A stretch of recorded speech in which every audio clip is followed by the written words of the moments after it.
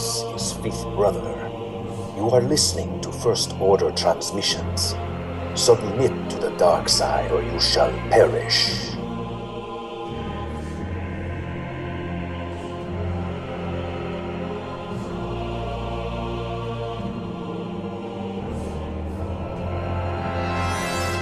Hey everybody, you're listening to another episode of First Order Transmissions, and this is literally right after the Star Wars Rebels finale. It's a day later, and we're still processing it all. We obviously broke down the episode last night, and it's such a awesome finale to Season 2 Rebels.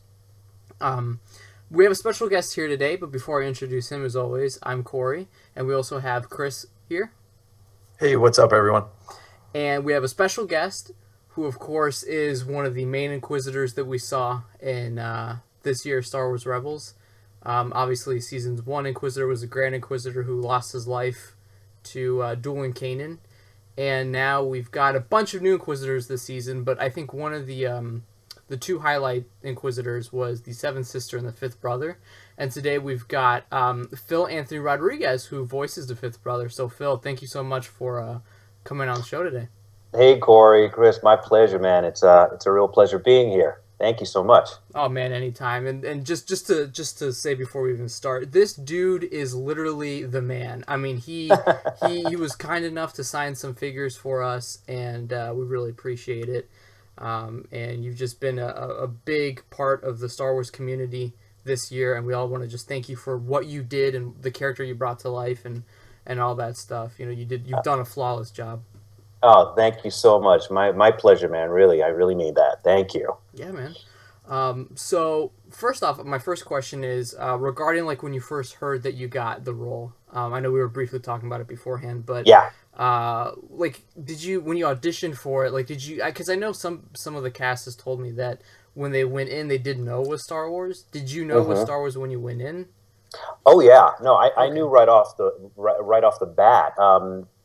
Basically, at that time, he wasn't Fifth Brother; he was just an Inquisitor, and then a Sith Inquisitor, and then prior to that, he was the Blind Inquisitor. Oh. So they were going a lot of different ways with this thing, but clearly, I mean, me being a Star Wars fan, I knew right off the bat. I'm like, okay, this is so cool. This is definitely a Star Wars project. I knew it was some sort of animated series tie-in. We didn't know if it was going to, what it was going to be, like what network or whatever. Right. And then later on, we found out it was going to be Disney XD.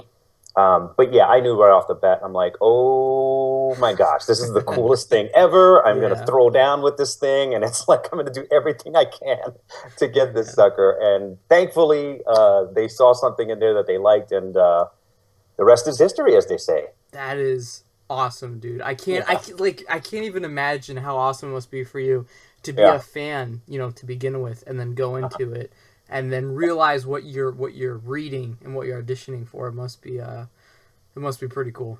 It's a real thrill. And you know, I have auditioned for other Star Wars projects before, you know, stuff like with the Clone Wars and things like that. Really? And those didn't pan out, but again, it's just that excitement of being able to, you know, or knowing that you have an opportunity to get seen for something like that, or I should say heard for something like that.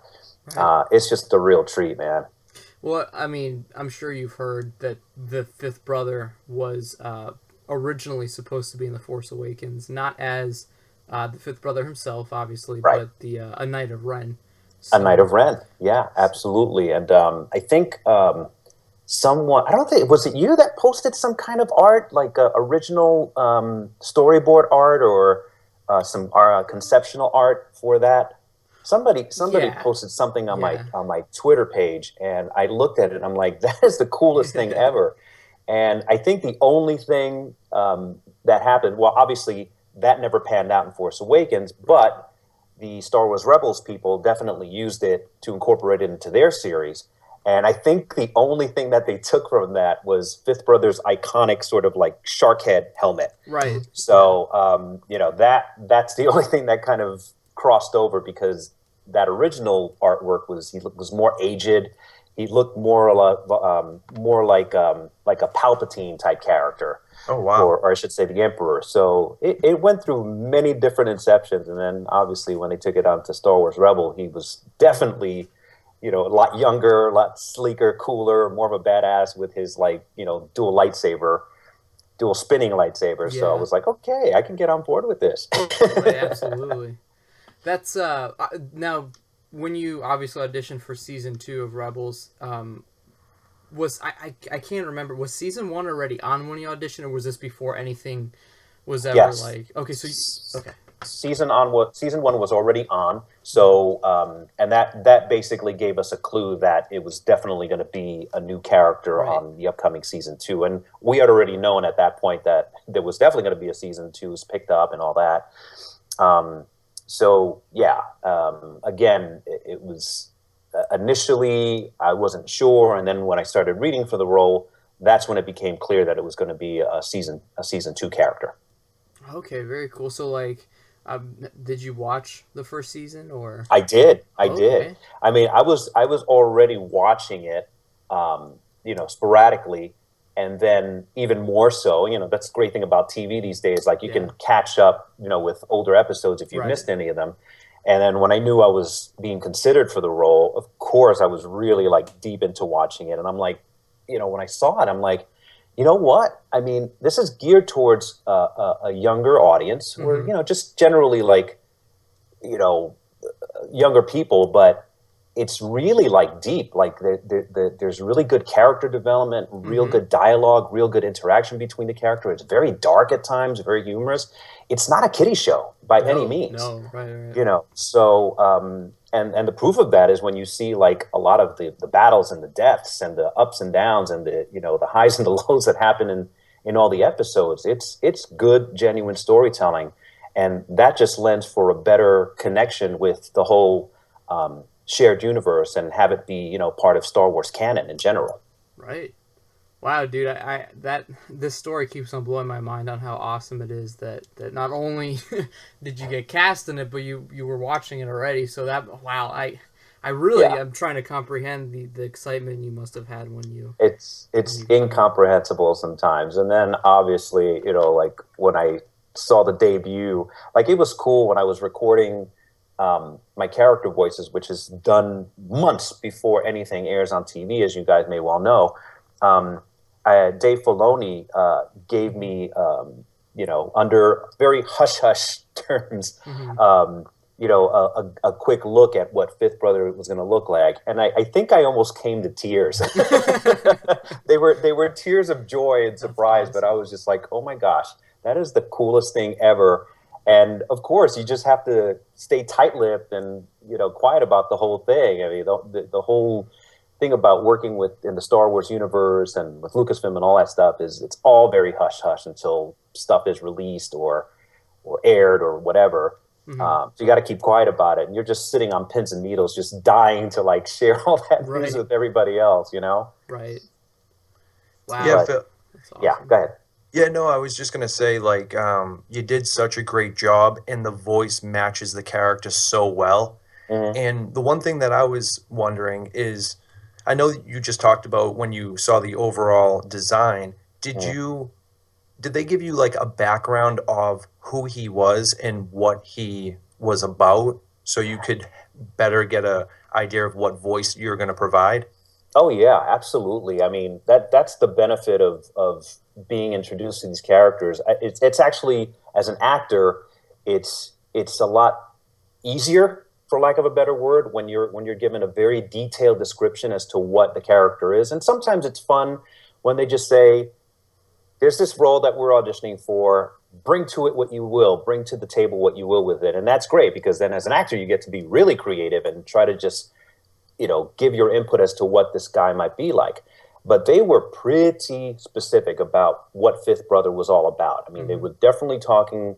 If I remember some of the breakdown of the character, they didn't necessarily say that he was a Sith Lord or a Sith Inquisitor at that Mm-hmm. at that juncture, but they did describe him as skilled in the ways of the Force. There's a dark element to this character. He is brooding. He is intense. He is a man of few words. he internalizes his evil and his anger. And that for an actor is like a wealth of information to bring to the character and to create something. And if you notice, Fifth Brother speaks with a slight accent, which I thought was real cool. And that was another very specific thing that they said. The original description asked for perhaps someone with a European or a Latin accent or something like that. And that helped me even more because that's really one of my fortes as a voice actor, is being able to do different characters, different accents, different voices. So essentially, I had a lot to work with to bring to the table, and I guess what I did in the final product for them was sort of what they were looking for. So that makes me happy. Oh, totally. I think you made everybody very happy. Cool.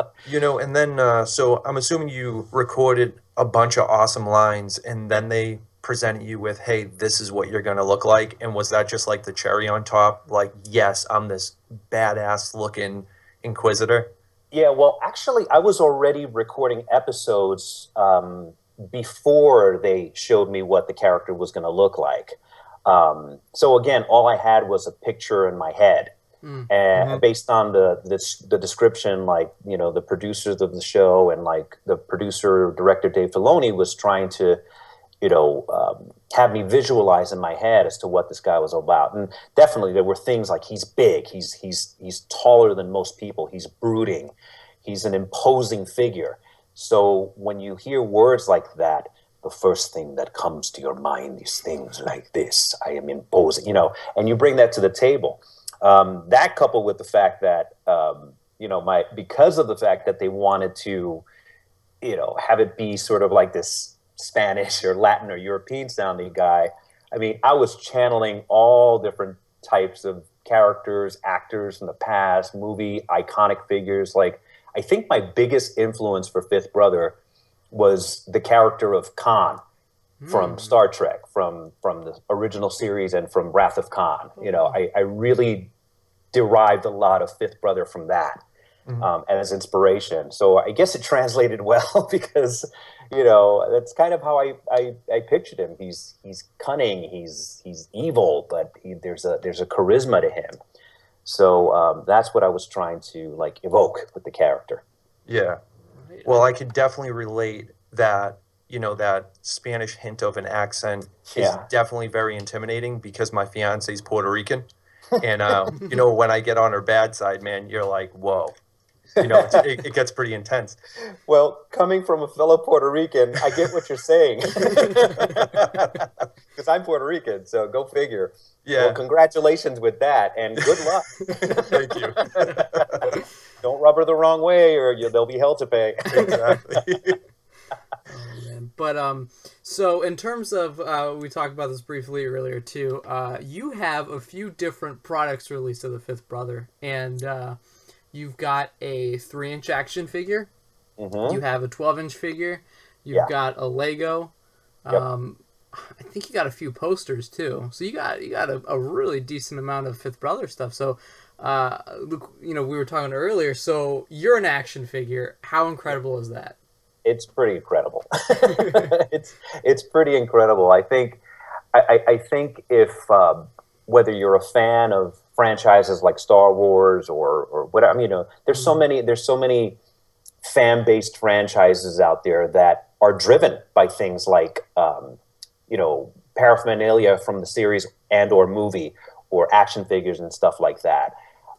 Whether you're a Game of Thrones fan, whether you're a Doctor Who fan, Star Trek, Star Wars, and when you're part of that sort of universe, whatever project or franchise it may be, and you're an action figure, it's already like mind-boggling. It's even more mind-boggling when you're a fan of that particular franchise like I am. So I was gobsmacked when I found out that I was going to be an action figure, and I just turned into like an 8-year-old little kid, and it's like, oh my god, I'm going to be an action figure. Is that the coolest thing ever? I'm going to be the first kid on my block to be an action figure. So it's just words just cannot express how honored and thrilled I am to have something like that happen to me. And it's obviously something that I will cherish, for all of my life, not just as a fan, but also as an actor. And, that's something that, as actors, especially with popular franchises, that we all strive for, to just be part of like an iconic character and say, hey, I helped create this guy right here. And, it's pretty awesome. Yeah, well, you were in a good amount of episodes too in season 2. I think about 6 or 7. So yeah, about that. Yeah, that was cool. I really liked the way they introduced them. Like in I forget what the episode was called, but it was in the beginning of the season. And he just kind of emerges, and it's like, oh wow, this is a new design. We haven't seen something like this before. I know. It was really thrilling for me, and like I said, I think obviously, there's that first scene, and the first scene that you see him introduced in on board the Star Destroyer, and he meets with Agent Callus and the other officer, and they're like, "Who the heck is this guy?" It's like, oh, it's one of Vader's mystic followers or mystic men or something like that, and they're about to implement a plan where they go try to find the rebels, and he's like, no, I got this, you guys are screwing it up, it's my turn to get it done. And it's like, you guys have failed, I'm going to succeed where you guys have failed. Right. So to see that kind of intro and to just see him be coming in total badassery is just like, oh my gosh, that's so cool. Right. Well, yeah, he just schooled Callus on how to do it. So needless to say, it's a great introduction. It was really exciting for me to see it on the big screen and stuff, and yeah, can't complain. Yeah, we when we saw it the first time was at Celebration Anaheim in April of last year, and it was during that trailer. And I remember when he was walking out, they the whole room was shaking, and everybody was like, "Who's that? Who is this character?" And I think for like months, people were playing the guessing game. Well, who's he voiced by? When were you gonna? So, did you? Because I know you weren't revealed to be voicing him till way after. But when that debuted at Celebration, were you like looking at all the reactions that people were having to it, or how did that go?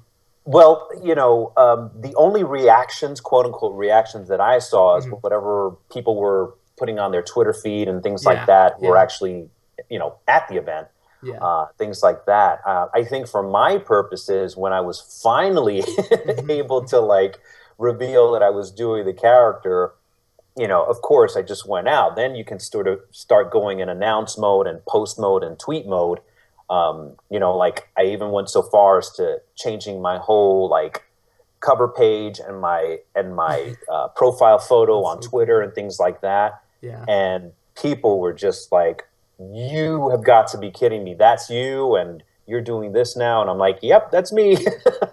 So of course, I just went all out. I'm just like, I'm going to milk this puppy for all it's worth. It's going on all my fan pages. It's going on all my Twitter feeds and all my announcements and stuff like that. And, you just go to town. It's like, it's sort of like the beast has finally been released. I can now reveal to people and fans and friends that I'm doing this thing. So that was pretty exciting. And then to see the reaction of either fans or family and friends was just, it makes your heart soar with joy.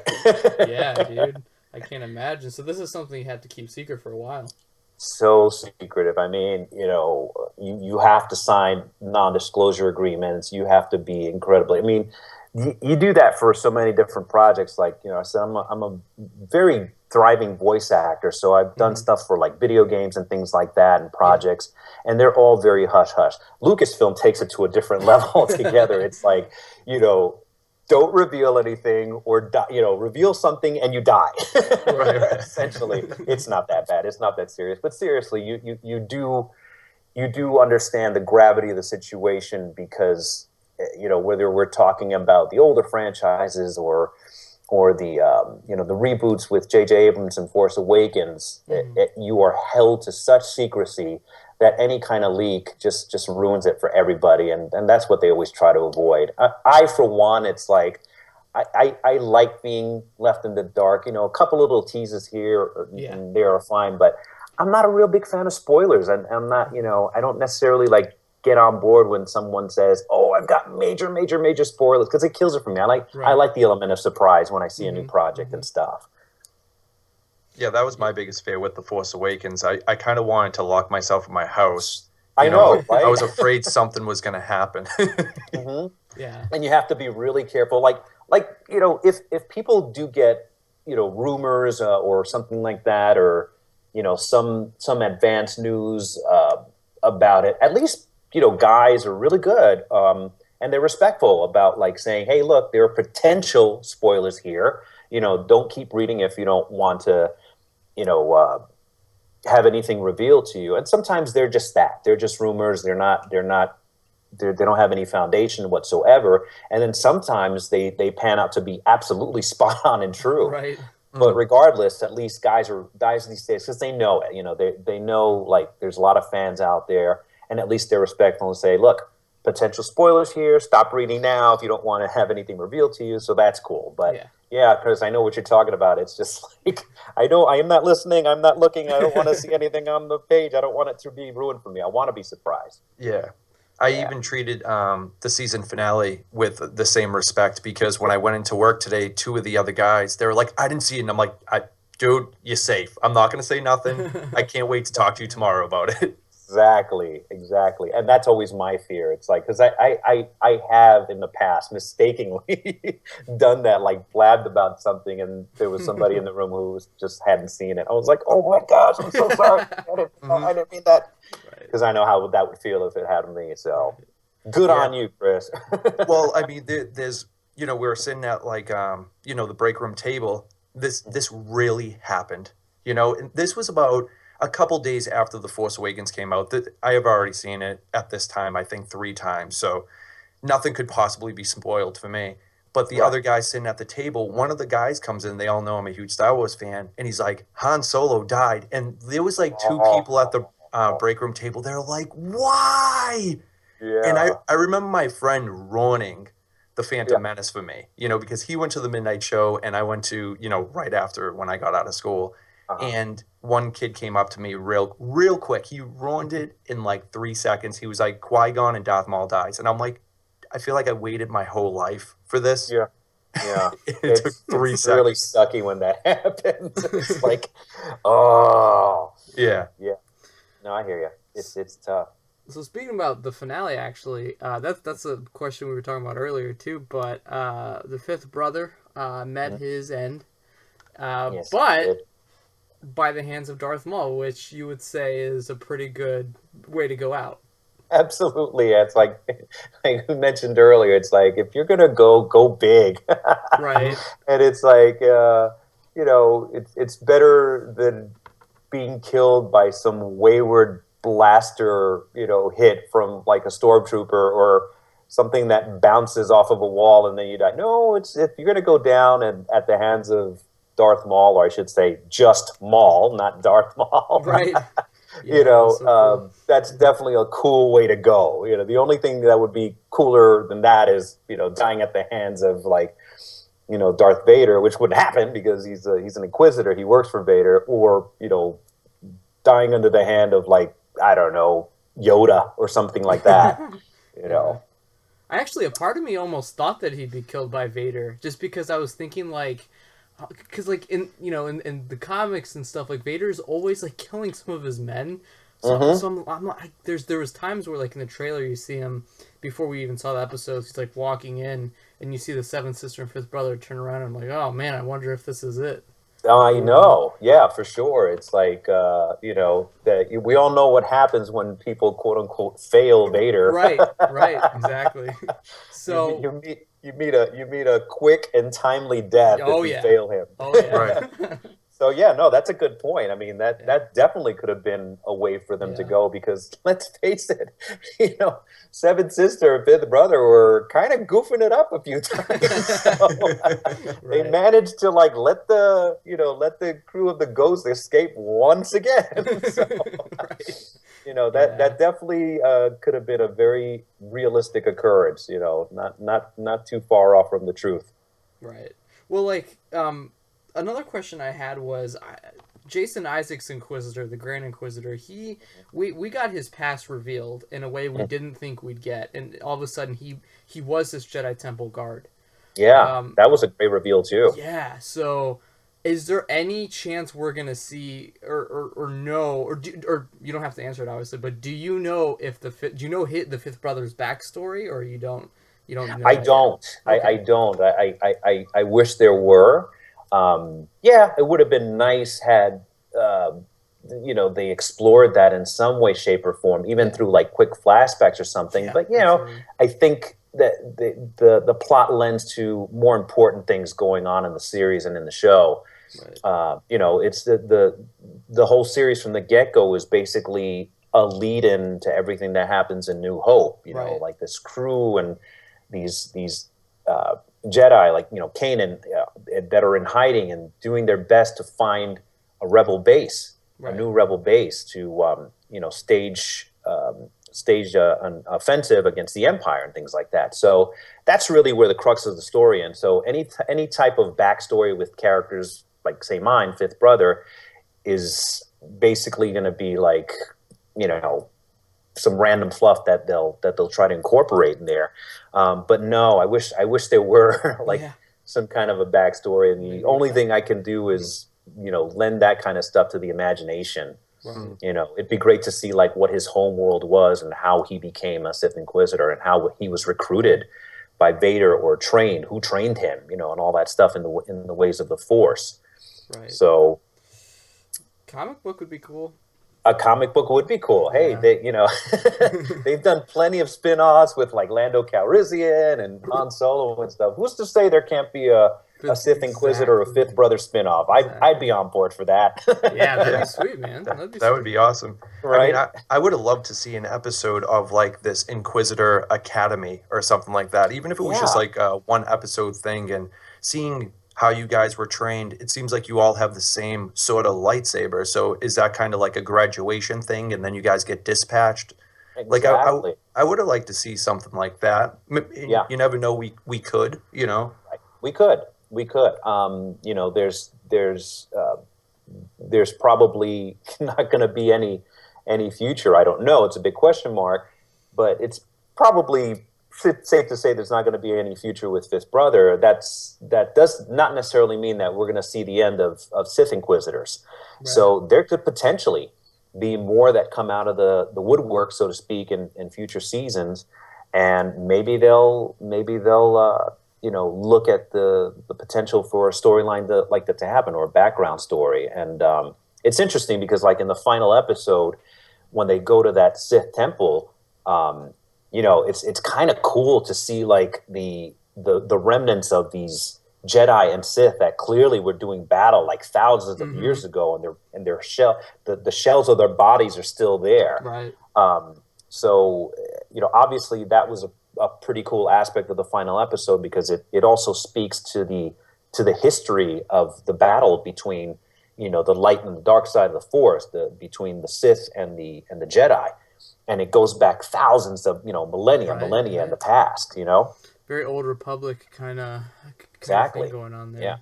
Yeah. So that'd be cool to get an explanation for that too. But now you've seen the Clone Wars, right? Mm-hmm. Okay, so obviously since you're not in season 3, I think it's okay for us to all talk about this. Me and I've been asking a bunch of people this. Me and Chris think Ahsoka's alive. What do you think? What's your opinion on that? Oh gosh, I don't know, and clearly this is something that I don't know about. Yeah, right. Even if I wanted to. Yeah. Filoni's very secretive, especially with Ahsoka. So this. Yeah, I think honestly, in looking at the finale, I kind of like the fact that they had such an ambiguous ending. Yeah. Only showing like Vader surviving that explosion and that cave-in of the temple and things like that. I would say anything is possible. I know a lot of people like yourself are basically thinking the same thing. Just from a theory perspective, I think if Ahsoka was dead, they would show it. Exactly. They wouldn't leave it with such a question mark and such an ambiguous ending. Right. But only time will tell. we see at the end of the episode how somber everybody is. Like when they're back on board the Ghost, and the crew meets up with the rest of the gang. Everybody's in a real somber mode. What's Kanan's future going to be after his accident? Right. And after his physical affliction at the hands of Maul and things like that. What's Ezra's future going to be? It's all very, very a big question mark. So a big question mark for any future episodes of Rebels is going to be whether or not Ahsoka's still alive. And I think they're going to really probably explore that sometime, in the future. Oh yeah, I definitely hope so. But yeah. Phil, thank you so much for coming on, man. This has been such a blast, and I hope in the future, even if there's no Fifth Brother, you're always welcome, not just to talk Star Wars or whatnot. But before we end off, is there any you want to promote anything regarding social media or any upcoming projects? Just I do, but unfortunately there are projects that I can't talk about. There you go. I will say that it's gaming projects, but I can't talk about them obviously because I'm held to secrecy. But just if you can get your fans to follow me on Twitter and on Facebook. On Twitter, I'm at Phil Anthony Rod on Twitter and Instagram, and Philip Anthony Rodriguez on Facebook. And there'll be plenty of updates. I always update, fans and people with any projects that I have coming up. And I post it, and anytime I can sort of lend clues to what I'm doing, even though I'm held in secrecy, I always have fun doing that and seeing if people can guess what I'm doing or, what project I'm involved in without letting the cat out of the bag. So that's pretty much where I'll leave it. All right, man. Well, we're very excited to see where Rebels goes from this, and hopefully, you never know, hopefully, the Grand Inquisitor turned out of nowhere. So yeah. And so did Maul. Exactly. Yeah. Right. Yeah. Right. So We could get some flashback episodes. Absolutely. Exactly. Anything is possible. Well, here's fingers crossed, man. Hopefully we get to see you come back. If not the Fifth Brother, at least in some other character. That's been known to happen in the Star Wars universe. So no doubt. Hopefully we see you come back, man. Yeah, Phil, I just wanted to say how happy and excited I am for you just to be, Vader was your boss. You died by Darth Maul. You have action figures, posters. You're part of Star Wars canon. I can only imagine how happy and thrilled you are. And you did such a great job doing it. And I look so forward to seeing everything you do in the future from now.